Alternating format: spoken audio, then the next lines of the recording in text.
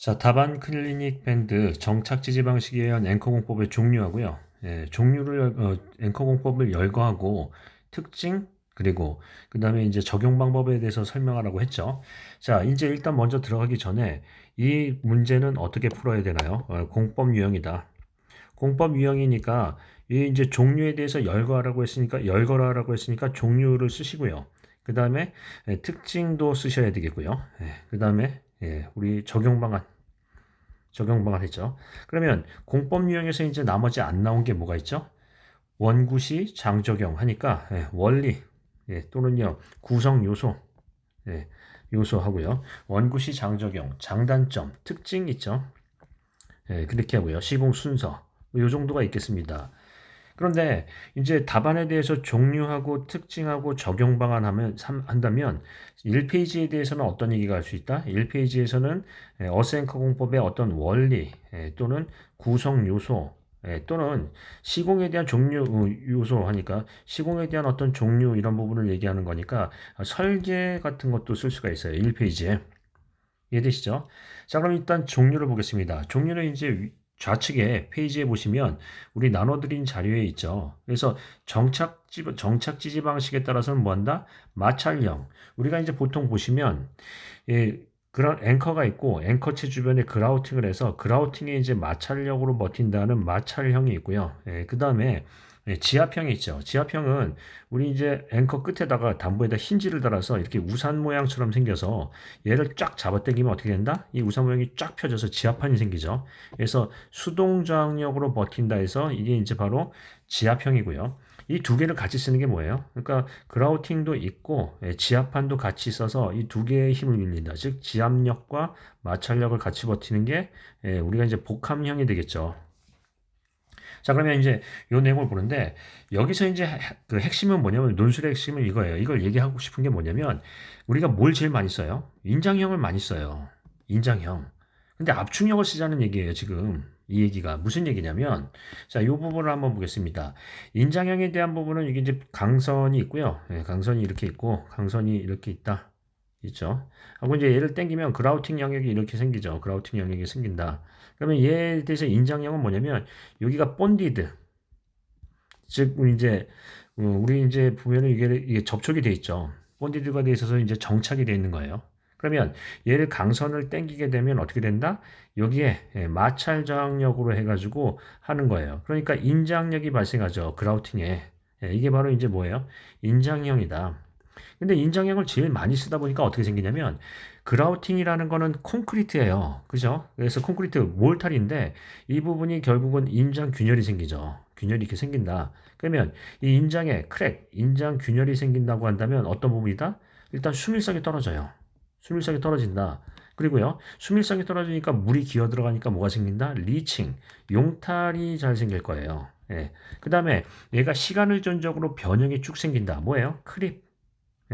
그다음에 나중에 이게 이제 이렇게 돼가지고 어떤 부분으로 연결이 된다? 긴장력 손실로요. 긴장력 손실. 손실. 또 뭐 이제 더 얘기하면은 뭐가 있다?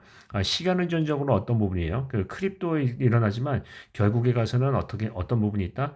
시간의 전적으로 내구성도 떨어지고 내화력도 떨어진다. 뭐 이런 부분을 얘기해요. 그래서 이거를 막기 위해서 만든 게 뭐냐면 압축형 앵커죠. 자, 압축형 앵커는 여기 보시면 얘를 이 강선이 있으면 강선을 이 절연을 시킨 거죠. 즉 여기가 이렇게 돼 있으면 요 끝단 요 옆에 뭘 설치하냐면 P4일로 설치를 해서 언본디드죠. 언본디드. 본디드. 자, 그러면 이제 이게 이렇게 되고요. 요 담부에다 뭘 설치한다? 지압판. 담부 지압판을 설치하는 거예요. 지압판. 그러면 얘가 어떻게 되냐면 이쪽에서 당기게 되면은 지압판이 밀어붙이면서 마찰 저항이 생겨요. 즉 같은 마찰 저항이 생기더라도 내부의 그라우팅에서는 뭐가 작용한다? 압축력이 작용한다라는 거예요. 인장력이 발생하는 게 아니라. 그래서 얘를 우리가 뭐라고 부른다? 압축형 앵커요. 압축형 앵커예요. 즉 무슨 얘기냐면 여기 압축형 앵커에 대해서 가만히 보시면 굵은 줄이 있잖아요. 예.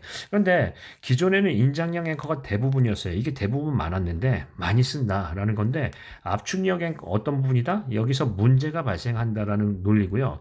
이 문제가 발생해서 그라우팅의 압축을 유발하는 압축력 앵커가 낫겠다 하는 건데 예, 가장 기본적인 건 뭐예요? 내부의 강선과 그라우팅이 본디드냐 이거는 인장형이고요. 예, 언본디드냐 이거는 압축형이죠. 이거 설명하시는 교수님들 보니까 엉망진창이더라고요. 예, 제가 이제 누구를 뭐 디스라는 건 아닌데, 예, 뭐 이렇게 돼 있더라고요. 이게 이제 그라우팅이 이렇게 있으면 힘이 여기서 작용하면은 인장형, 여기서 작용하면 압축형. 지금 무슨 소리 하는 거예요? 일단은 그렇다. 이런 거 믿지 마시고요.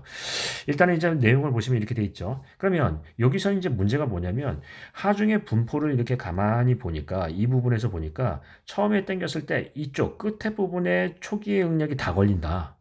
즉 한쪽에는 많이 걸리고 한쪽에는 적게 걸린다라는 건 별로 좋은 얘기가 아니죠. 응력이 분산이 되니까. 그래서 얘를 계량을 하는데 어떻게 한다? 이런 식으로 해서 지압판을 한 군데다 설치하는 게 아니라 한 두어 군데 더 설치한다. 이렇게요. 그라우팅.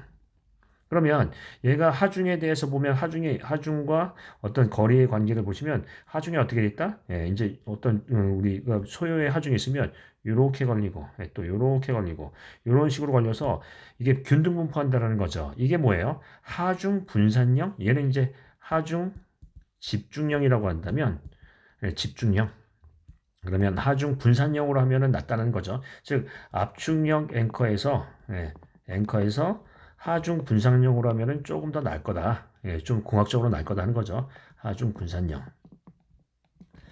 그러면 이 내용을 이제 스토리를 가만히 보시면 뭐냐면 이분이 얘기하고 싶은 거는 3페이지에 압축형 앵커를 듣고 싶은 거예요.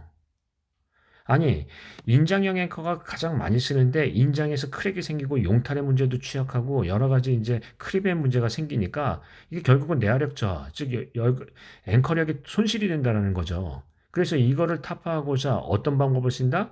용탈이 안 생기는 그런 방법을 쓰거나 아니면 이 지지 방식이라고 얘기했으니까 지지 방식 중에 어떤 얘기를 꺼내는 거예요? 예, 압축형이 낫겠다 그 얘기죠. 이 얘기는 이 문제를 내신 분의 의도가 있어요. 저희가 있는 거죠. 대부분에 많이 쓰는 인장형 앵커가 문제가 생기니까 계량형이나 더 나은 방법이 뭐냐라는 걸 물어보는 거예요. 그러니까 이 사람이 쓰는 부분에서는 압축형 앵커나 어떤 복합형 앵커, 아까 얘기했던 지압하고 마찰형의 이 두 가지를 쓴 복합형 앵커 이런 부분에 대한 계량형에 대한 부분을 즉 현장에서 발생하는 문제점을 발췌하고 대안을 제시한다. 이런 부분이죠. 그래서 여기서 이제 다시 한번 정리해 보면 이렇습니다. 자, 맨 처음에 열거하고 종류를 열거하고 하면 어떻게 한다? 마찰형, 지압형, 복합형 하는 거고요. 이 마찰형에 대한 부분은 다시 얘기할 수 있어요. 뭐가 있다? 인장형 대부분 많이 쓴다는 거예요.